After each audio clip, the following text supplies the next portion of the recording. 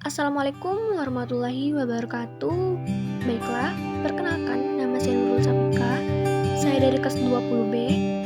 Di sini saya akan menjelaskan mengenai salah satu teori belajar, yaitu teori belajar behavioristik. Teori belajar behavioristik adalah salah satu teori pembelajaran yang paling tua.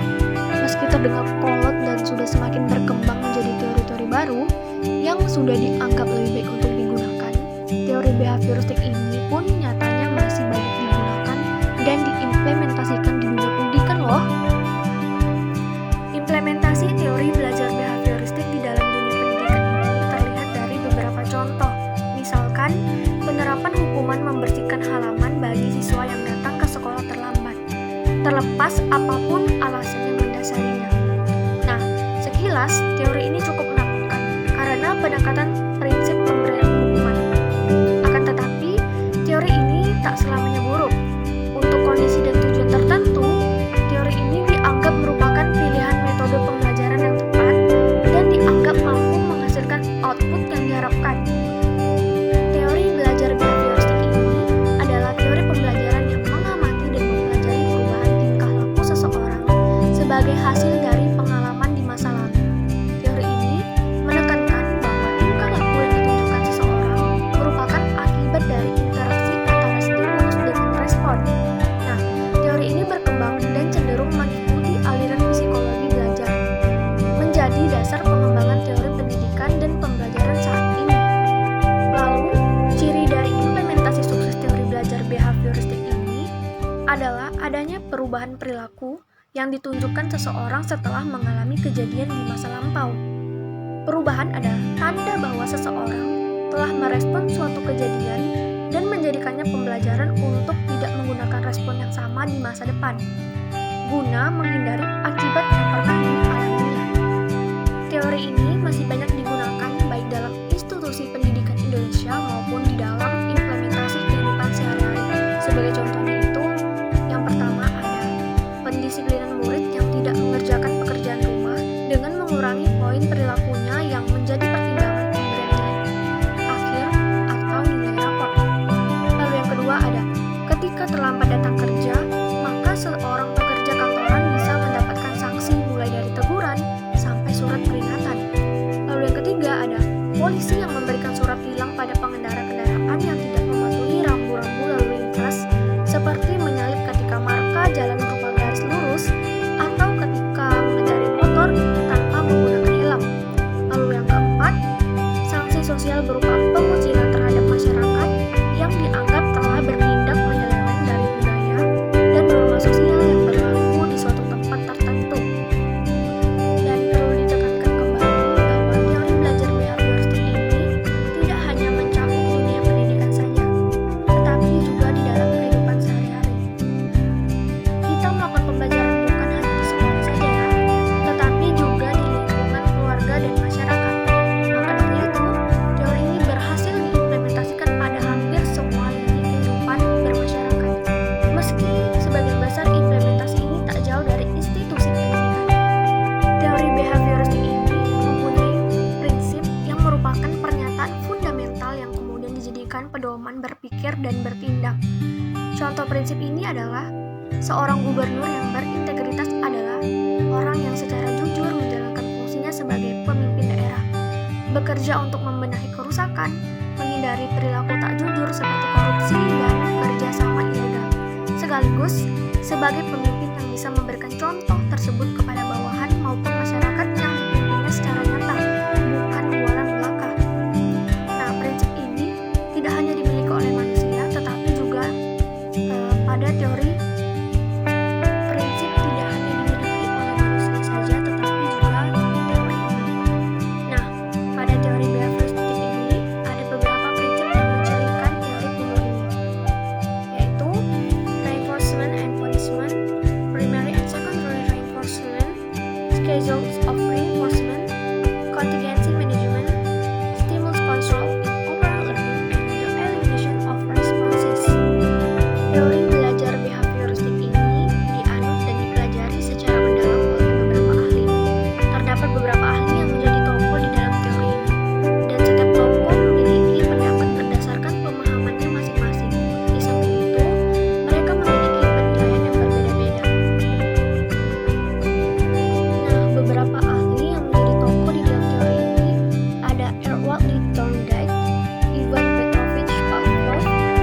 Thomas Frederick Skinner, Robert Gage, Albert Bandura.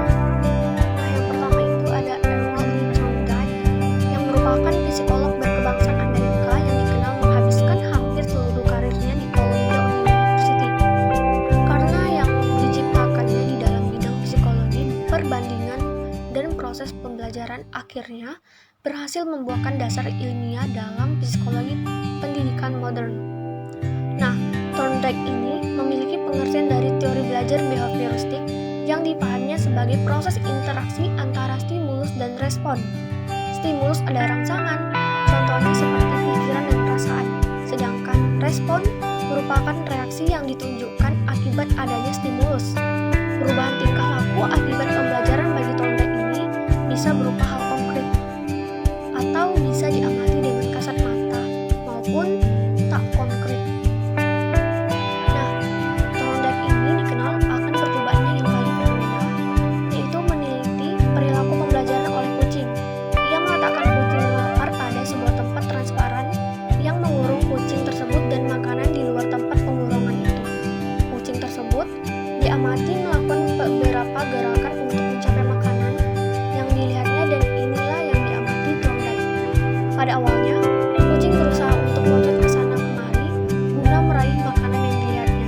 Sampai akhirnya, kucing tersebut tidak sengaja menyetup kenop yang membukakan jalan dari tempat transparan tersebut dan memperbolehkan kucing meraih makanan yang dilihatnya. Percobaan ini dilakukan beberapa kali hingga kucing secara otomatis melakukan gerakan menyentuh kenop untuk membuka jalan agar ia bisa mendapatkan makanan. Dan dari pemahaman tokoh Thorndike ini akhirnya melahirkan beberapa dalil belajar. Antara lain, yang pertama itu ada hukum sebab akibat yang menunjukkan kuat lemahnya hubungan antara stimulus dan respon tergantung pada akibat yang ditimbulkan. Yang kedua ada hukum pembiasaan yang menunjukkan bahwa hubungan stimulus dengan respon bisa menjadi kuat ketika dilatih atau diulang.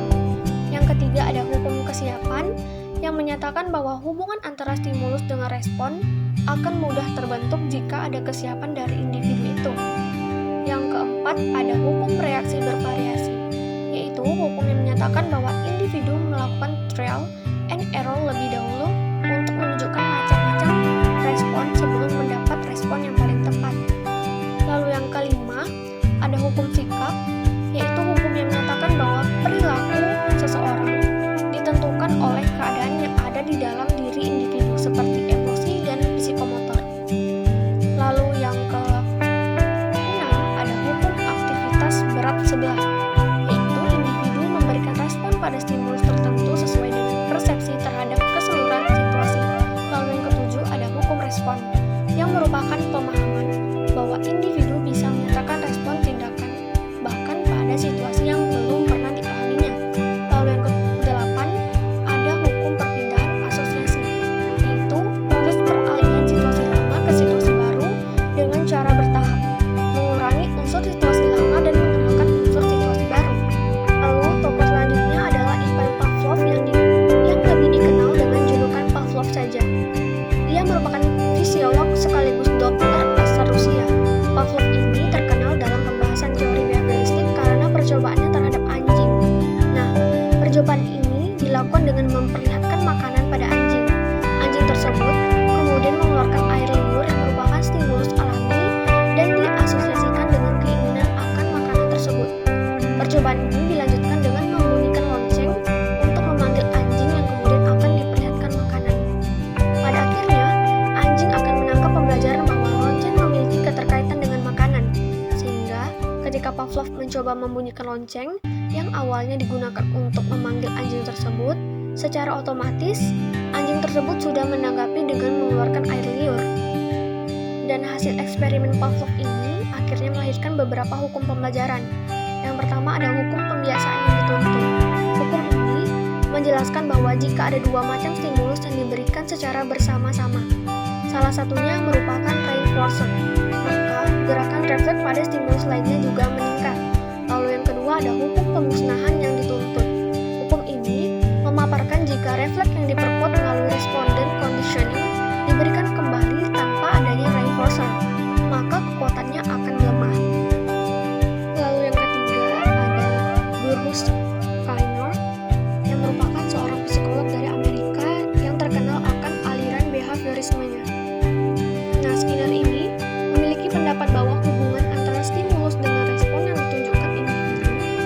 subjek terjadi melalui interaksi dengan lingkungan.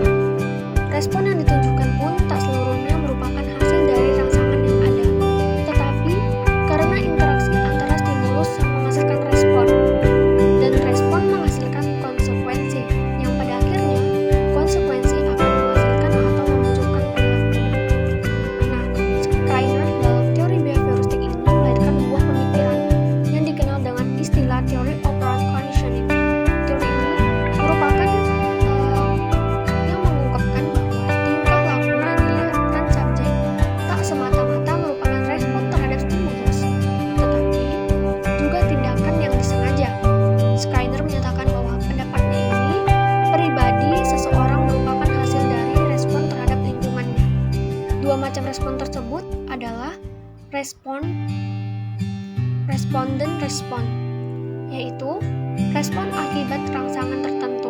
Contohnya itu pada anjing yang mengeluarkan air liurnya ketika majikannya membawakan makanan untuknya.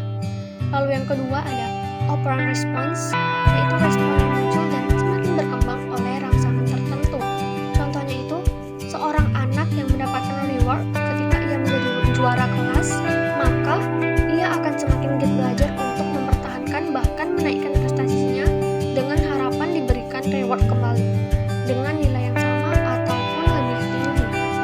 Tokoh behavioristik selanjutnya adalah Robert Gage. Robert Gage ini dikenal sebagai seorang ahli psikologi pendidikan.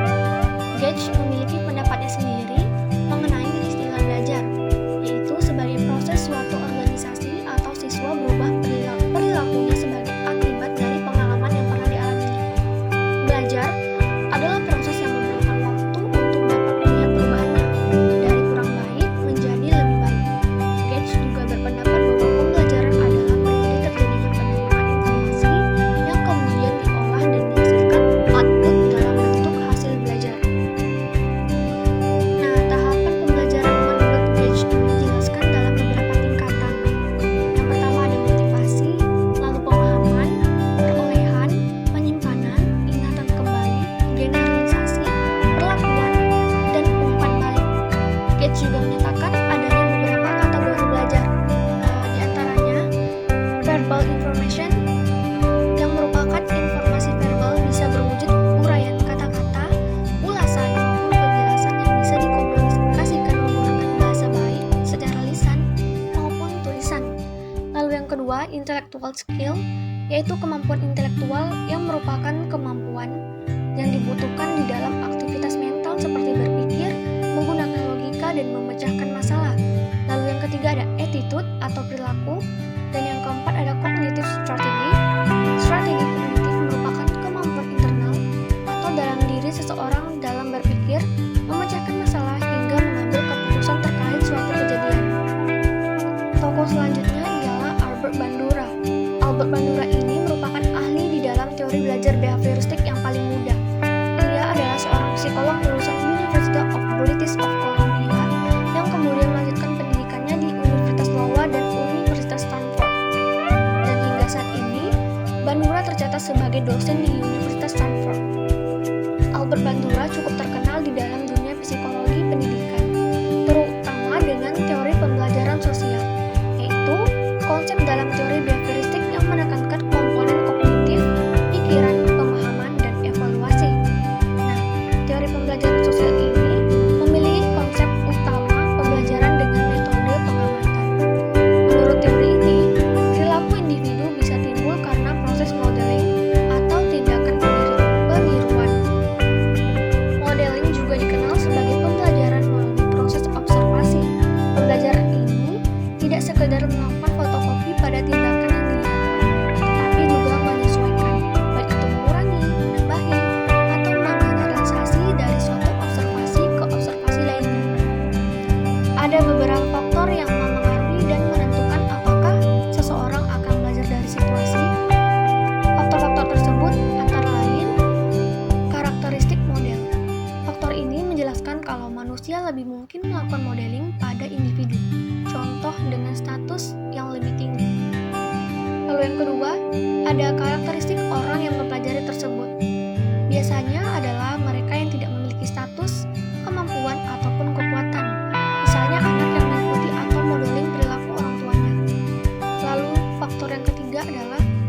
konsekuensi dari tindakan yang ditiru. Konsekuensi yang semakin besar juga akan semakin menekan untuk melakukan modeling. Nah, teori behavioristik ini dikenal sebagai teori pembelajaran yang paling tua. Teori ini pun tak lepas dari segala kelebihan dan kekurangannya. Beberapa kelebihannya itu yang pertama, sesuai dengan materi pembelajaran. Teori belajar ini dinilai cukup cocok untuk pembelajaran dengan tujuan memiliki kemampuan yang membutuhkan praktik serta kebiasaan yang disiplin. Teori ini membantu individu dalam belajar secara terus-menerus dan berkesinambungan dengan tujuan mereka bisa menerapkannya sebaik mungkin. Lalu yang kedua ada materi pembelajaran dirancang secara khusus.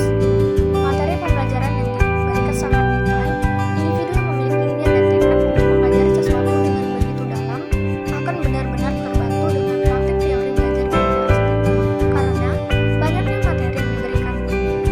Lalu yang ketiga, membangun konsentrasi individu. Yang keempat, sesuai dengan pemahaman belajar pada anak. Lalu yang terakhir, perubahan belajar menjadi tolak ukur keberhasilan. Hasil dari pembelajaran menggunakan teori belajar ini lebih bisa diamati. Hal ini terjadi karena perubahan menjadi tolak ukur teori belajar behavioristik. Seseorang baru dianggap belajar ketika menghasilkan perilaku yang berbeda akan suatu kejadian yang dialaminya. Dari sisi tenaga pendidik, teori belajar ini juga membuat mereka berlatih diri untuk bersikap lebih jeli dan peka pada kondisi belajar yang dijalankan. Pembelajaran menggunakan teori ini memiliki kelebihan dengan bisa mengendalikan peserta belajar dengan mengganti stimulus alami dengan stimulus tepat, sehingga mendapatkan pengulangan respon yang dikehendakinya. Selain kelebihan, penerapan teori behavioristik ini juga mempunyai kekurangan. Yang pertama, hanya berpusat pada tenaga pendidik. Pembelajaran ini hanya berpusat pada guru atau tenaga pendidik, bukannya pada murid atau individu yang belajar. Hal ini berpotensi membuat individu yang belajar justru kehilangan kemampuan dan kelebihan alaminya seperti berkreasi sesuai dengan pikirannya. Pada tipe peserta belajar tertentu, aplikasi teori belajar ini akan menimbulkan kebosanan dan justru membentuknya sebagai pribadi yang pasif karena hanya terus menerima dan menerima, tanpa dilibatkan untuk berpikir dan mengajukan pendapatnya. Lalu yang kedua, lebih mengutamakan hafalan dibandingkan latihan. Pembelajaran ini mengagungkan cara hafalan.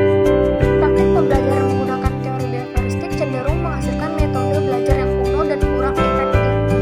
Penyimpangan sedikit saja menimbulkan hukuman. Peserta didik hanya berpikir sempit bahwa teori yang diberikan oleh pendidiknya merupakan yang mutlak, paling baik, paling relevan, dan paling sempurna. Lalu yang ketiga, kaku dan membosankan. Pembelajaran dengan cara ini tergolong tidak kreatif dan menyenangkan. Tidak ada suasana menyenangkan dan yang dibangun untuk menumbuhkan minat belajar peserta didik, kecuali dengan memberikan reward ketika mereka berhasil melakukan hal yang diinginkan. Lalu yang keempat, individu dibentuk menjadi pasif dan tidak inovatif. Hasil dari pembelajaran menggunakan metode ini kebanyakan adalah peserta didik yang pasif dan tidak kreatif.